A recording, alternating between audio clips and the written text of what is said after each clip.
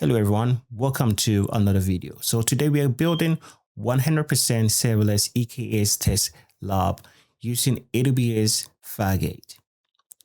So if you're already familiar with Kubernetes on AWS, probably you might be using your own EC2 instances for creating Kubernetes. For this instance, we're going to disregard any EC2 instance. We're going to run this one straight on AWS managed infrastructure.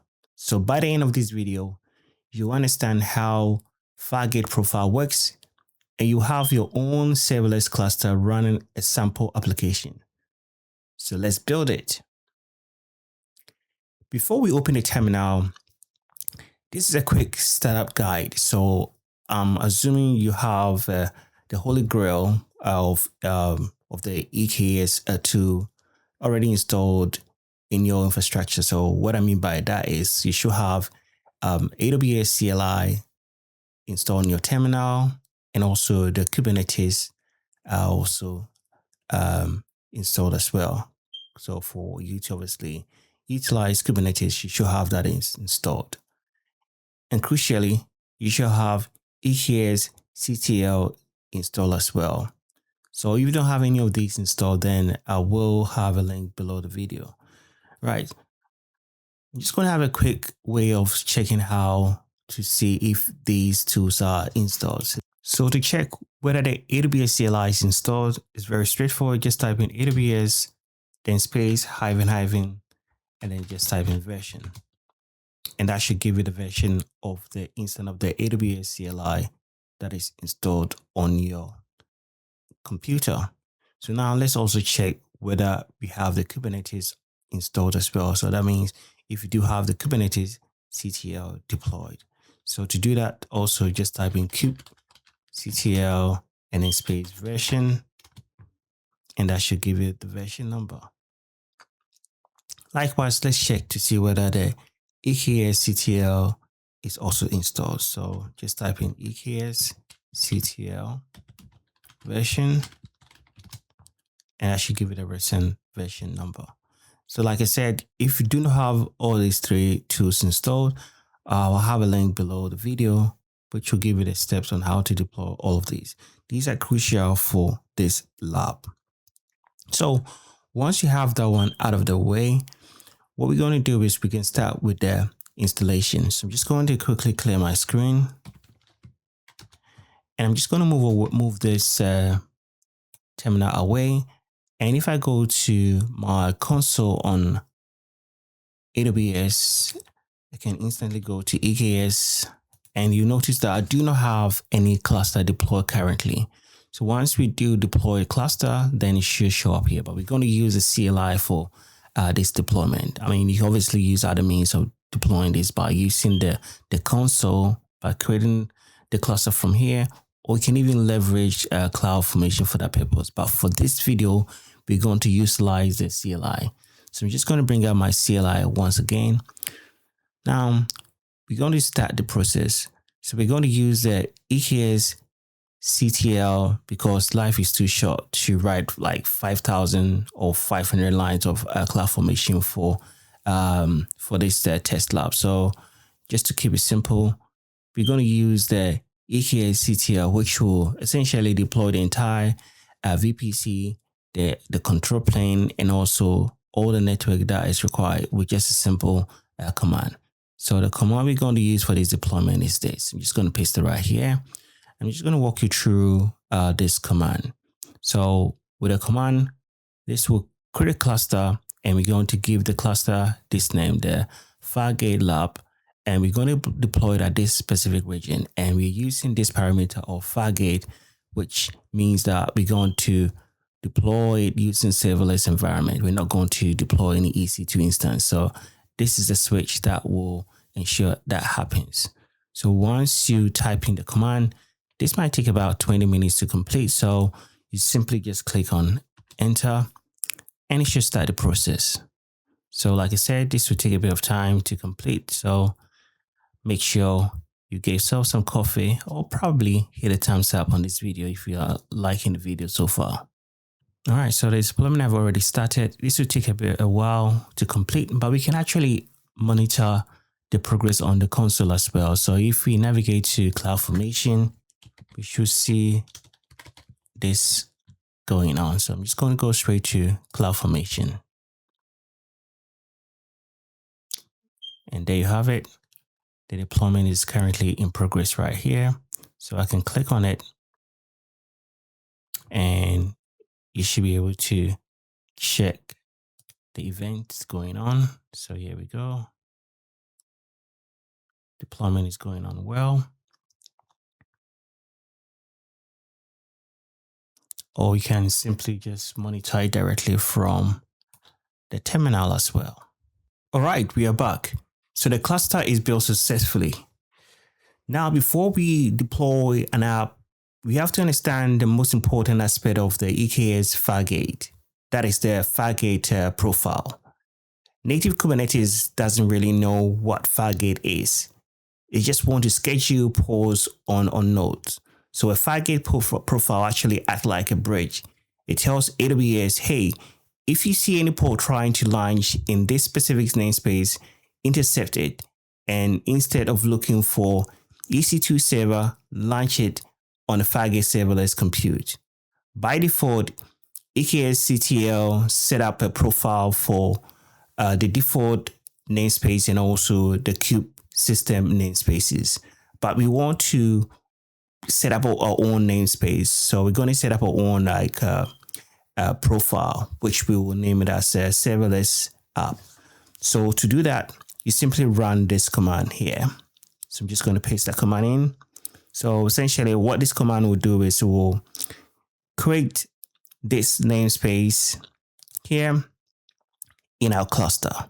So simply run a command. It only takes a few minutes. Actually, it should be less than a minute.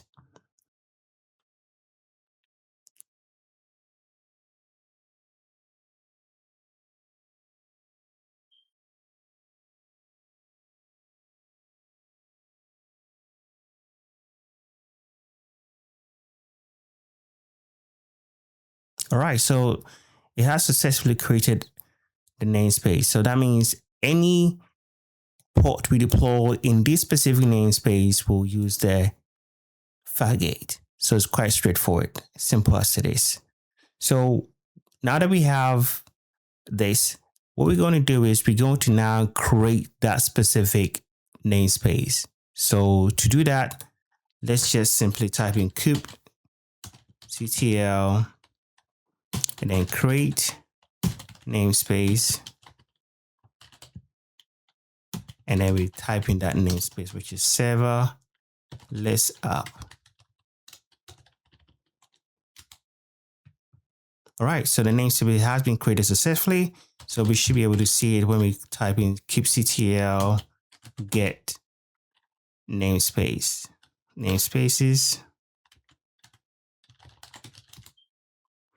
And there you go. So that namespace is now active and that was created just 15 seconds ago. Right. So we have the namespace. So once we have that, we can then proceed to create our test app. So for this test, I'm going to create an NGINX test. So to do that, to create an NGINX port, what I'm going to do is I'm just going to use the v command to create this. So to do that, I'm just simply going to type in vi and I'll give this this YAML file NGINX. So NGINX, and then I'll add Fargate to it.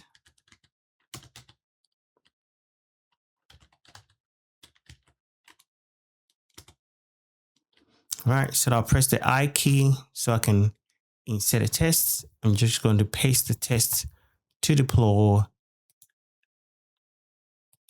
There you go. So this is a deployment YAML file. And what I'm going to do is essentially the kind is deployments. And you can see here that this have the specific resources for this port. So it should have 256 M CPU and memory is 512 and it's 2 replica. port set. So that means 2 instances of the port should be created in this instance. So once you have this all typed in, and you can see this is the name of the container is NGINX, and the image is using the latest NGINX, and it's going to be accessible on port 80. To create this, simply press on the escape button and then type in colon and X to save. So that file is saved. To run this, make sure the port is running. We need to simply type in eksctl apply -f and then NGINX. So essentially the file that we just created, and then simply press the enter key, and there you go. The port is created. To see the port, we can simply type in kubectl get port, and we're going to look specifically into the server namespace, serverless namespace. So we can type in -n for namespace, and then the namespace that we're looking into. And there you go. So you can see that it's still in the state of creating this port. So it's currently in the status of pending. So we can simply run the command again, still pending. We can also use the watch command to continuously watch this.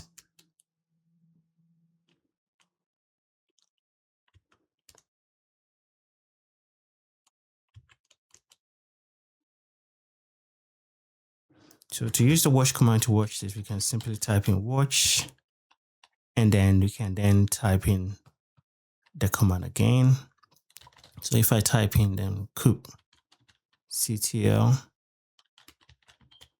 get port -namespace and then serverless app, then we can continue to watch it. But it's now in a running state. So if, let's say, it was still in the pending state, this is a real-time stream. So the status will change in real time the moment they move from pending to running. But currently, we can see it's running, and we can also see that it's ready. So let's use the Control-C to move away from that.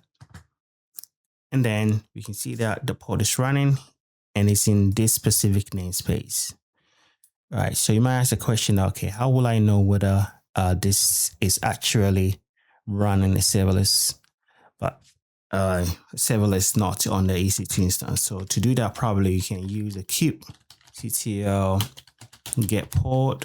Again, you can use a PD for a short, if you want to shorten the port, and you can type in the namespace again, so which is the serverless app, and I'll use the O, and then I want to see it, the whole command. Okay, so I think, let me just make sure I type in the whole name of the port. So I'm just going to do get ports. There you go. And there you go. There you have it.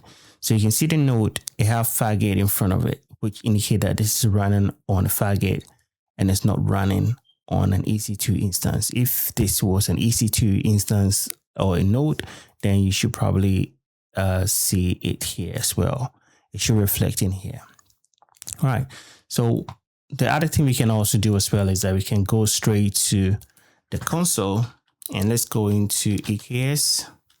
So if you go to Elastic Kubernetes Services, we should see our cluster here. So I can see it's active here. If we click on it to inspect it, we should be able to see everything running. By going to the compute area, you notice that there is no node, right? And when you go under the Fargate profile, you see the Fargate profiles here. So you notice that the namespace that we are using is this one here. All right, so here we have it. You have successfully deployed your own port on a Fargate. So that's it. It's running fine. So do remember that this will consume resources in your environment. So to avoid this resource consumption, since this is just a test environment, we can go ahead and delete the whole cluster. To do so is very, very straightforward.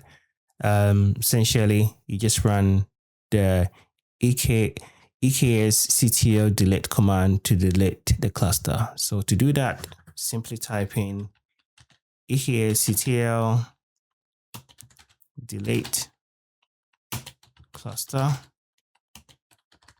and then you can type in the name of your cluster. So Fargate-lab,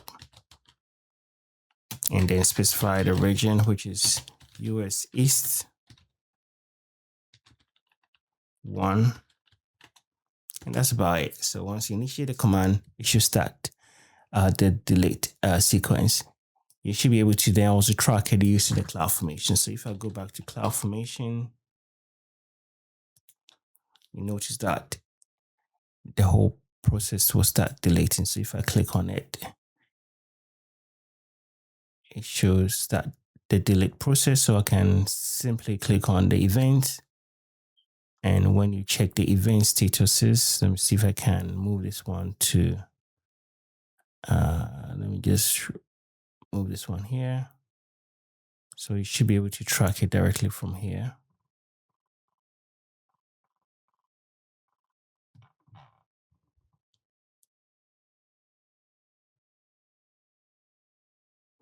So once the deletion comes, actually take effect, you should be able to refresh this page, and then you should see it. At the moment, it hasn't taken effect yet. So the delete is still in progress, as you can see from here.